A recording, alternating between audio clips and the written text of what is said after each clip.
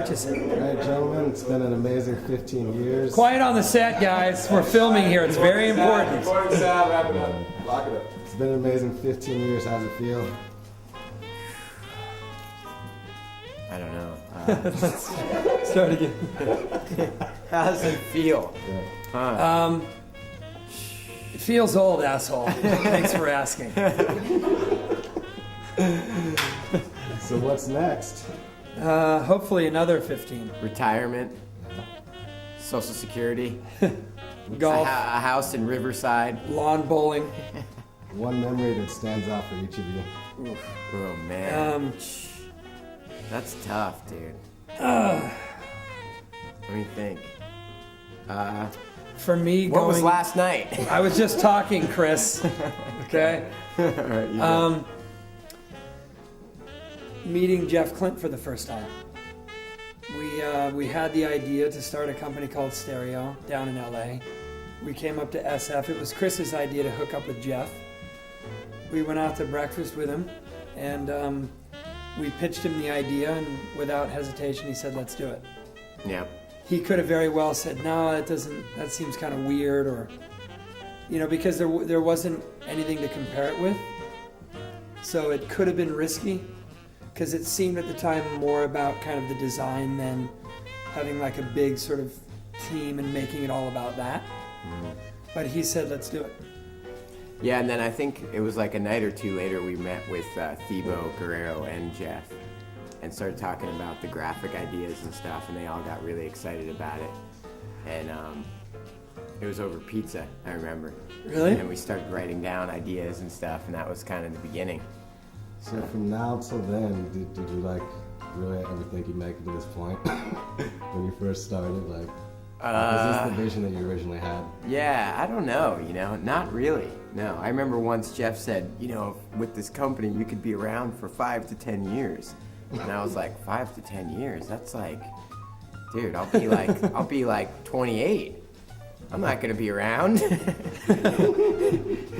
I just when you're like 19 years old, 5 to 10 years seems like a really fucking long time.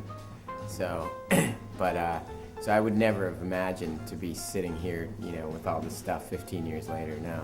It's pretty amazing. So the last question, is there anything left? I didn't really answer your first question, but that was a tough one. How does it feel? How does what feel? This or to be? To be here like 15 years later and to look at all of this in yeah, one it was place crazy. It was crazy, especially with like Tommy and Ray performing and Matt last night and Chuck Treese. Because I grew up, Chuck Treese was like an old school East Coast legend back in like the 80s that I looked up to. And then Ray, of course, with the Powell video. And then Tommy, of course. I mean, that was like probably my favorite skateboarder of all time. And then you have Matt, who was a part of the original Stereo. And to have that band performing there at the Stereo 15 year, it was insane. I mean, I was like kind of getting choked up with all the stuff hanging and those guys playing. I was like, wow, it doesn't get any better than this. Pretty amazing. Yeah. So, I mean, being that Stereo's like shaped a lot of, artistically and design things, skateboarding, and like had such a huge impact. Is there anything left that you want to accomplish, or do you feel like you've done what you want? I want to jump the Great Wall of China on a skateboard.